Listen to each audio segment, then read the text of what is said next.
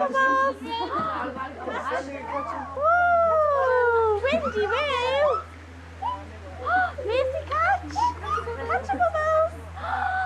Wow! Becoming a dad for the first time is a big challenge no matter what age you are. But if you're a teenager and your girlfriend tells you that she's going to have a baby and that you're the father, it could be the scariest moment of your life.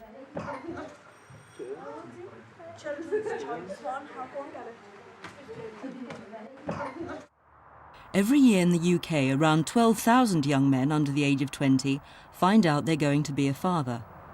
What's it like taking on the responsibility of helping to bring up a baby? We met 3 teenage dads in Sunderland who have done just that. Most of my mates who have got bands have split up and they didn't say the band where I want to be there. I want my daughter to have a dad and remember us. I think that it's just as important for a dad to be there for the baby as it is for the mum, because me growing up without a dad, I've realised how hard it can actually be, and bringing my own experience into it, I think that I just want to be the best dad for my son because I've never really had one there. I think when you become a dad, what happens is your whole world is turned upside down, and it stays like that, probably forever. That you've got somebody who's now more important than even the partner you have, who perhaps is the person you've loved most of all, you know. And you've got to be thinking all the time about what's right for that young person. And it means you make different choices, it means that you're exhausted, it means that you're doing lots of different things that you've never had to do before. But it can be the most fantastic thing. Oh. Put it on the floor. Lee was 17 when he first discovered that his girlfriend was pregnant. Up till then, his life had been quite a turbulent one.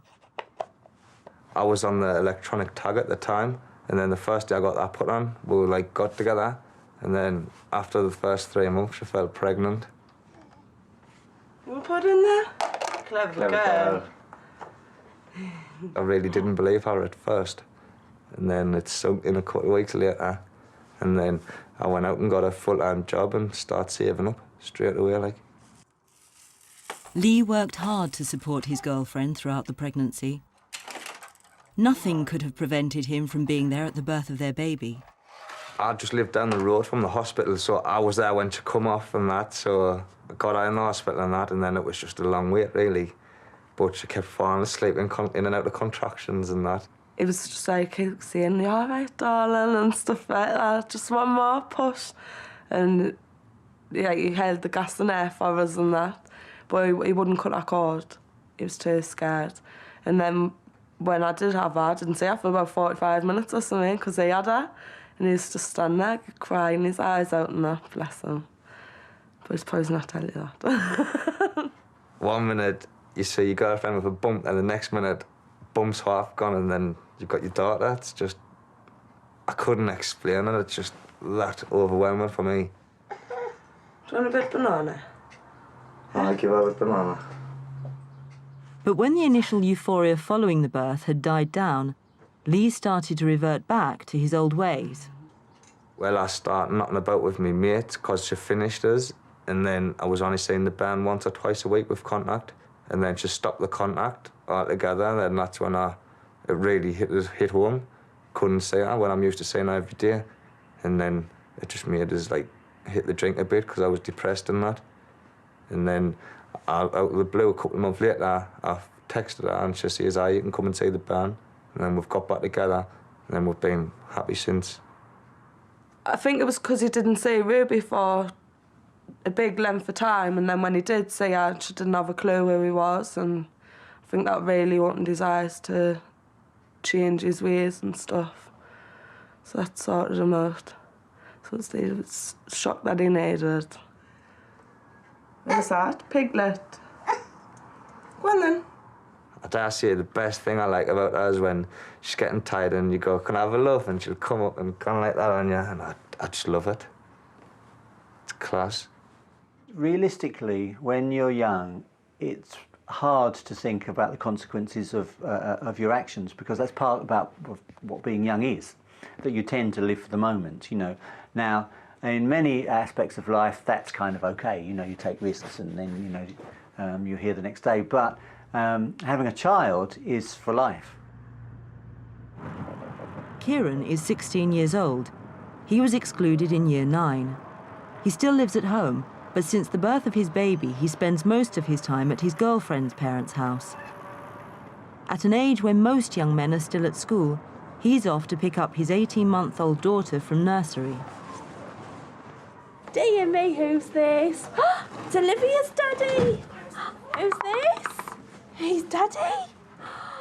I done everything for the first week and second week, like while she was in hospital in bed and all that. But after that, we took turns, like getting up on the night and changing her at me and feeding her and matting the bottles. Big responsibility. Oh, clever girl. Come with me. She's had a nappy change and she's been playing. Haven't you? You've got some juice and a biscuit. Oh, clever girl. Bye-bye. See you tomorrow. Bye-bye. Bye-bye. Bye-bye. See you later, Kieran. Bye.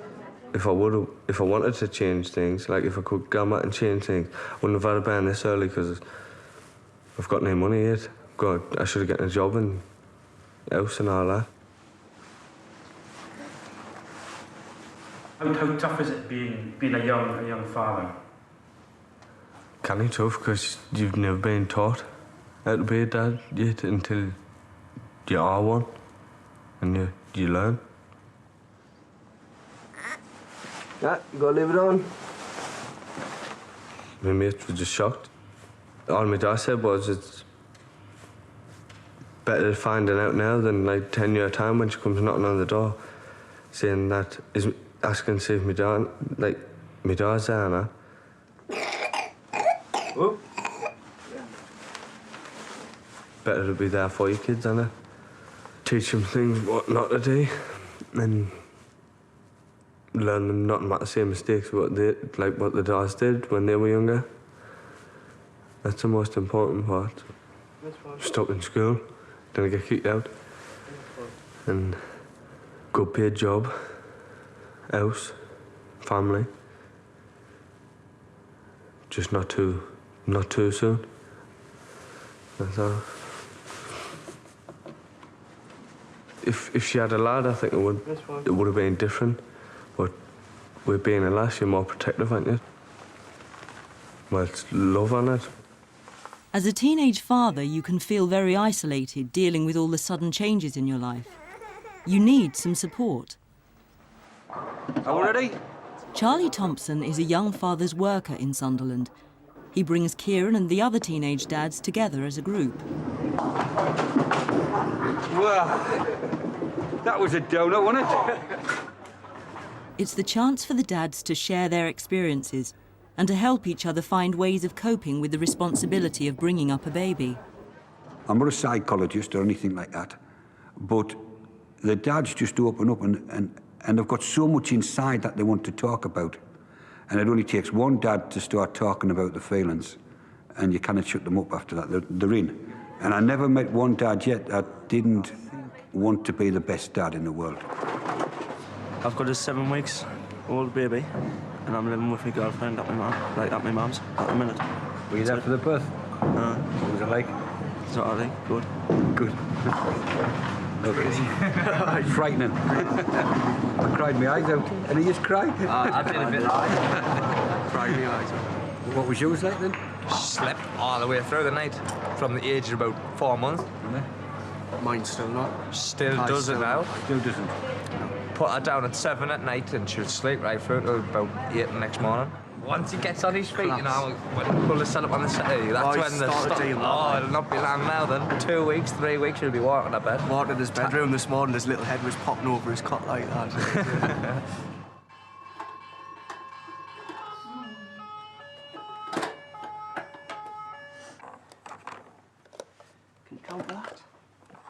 Paul never really knew his dad, which is why he strives to be a good father to his son, Kai. He contracted meningitis when he was 12. He lost the fingers on his right hand and both his legs below the knee. 4, When his girlfriend Sarah became pregnant, he didn't know what to do or where to go for help. We were both pretty shocked, really shocked, and we didn't know what to do. But like, an abortion there was no option of an abortion, so we decided to sit down and have a talk about it and tell our parents. When I met Charlie Thompson, he just knocked on my door one day, turned up, and like he introduced himself and who he was, and he tried to get me and Sarah interested in some antenatal courses, but at first we were having like none of it, and then he just kept coming and trying to egg us on to go, and eventually we thought like we'll give it a go.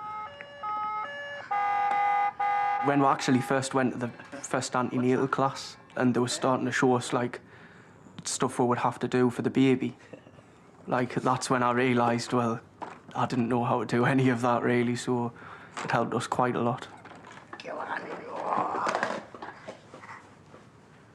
Well, I was worried about the financial aspects of it, because when we started buying all the baby stuff in, it was costing like a hell of a lot, but luckily there was like grants out there we could get, and we could get help with that.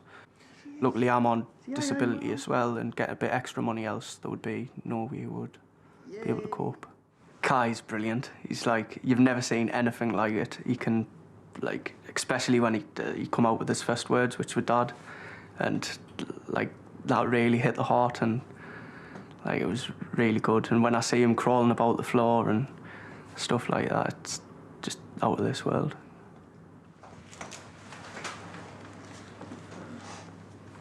I just really want to put across that there can be actual help out there, and people can help you get through life and sort your life out and stuff like that. Kai.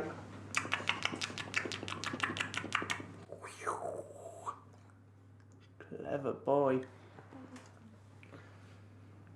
Clever lad, ain't you?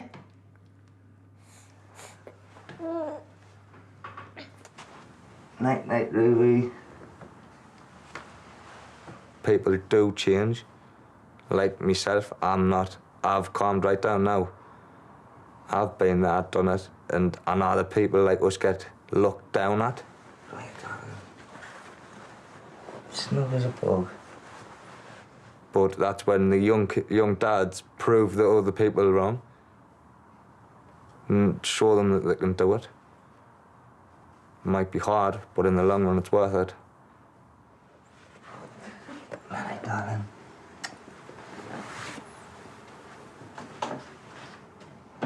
I can't guarantee happiness for them, but if they can work out and work through conflicts and understand that conflicts will be there, if we can give them a better start, and cause them to have a greatness awareness how to deal with problems and how to put the very, very best into their lives and into the lives of others and not to hurt anyone, then I'm happy. Is that good? Whee! Whee! Darling. Whee! You are. Hey.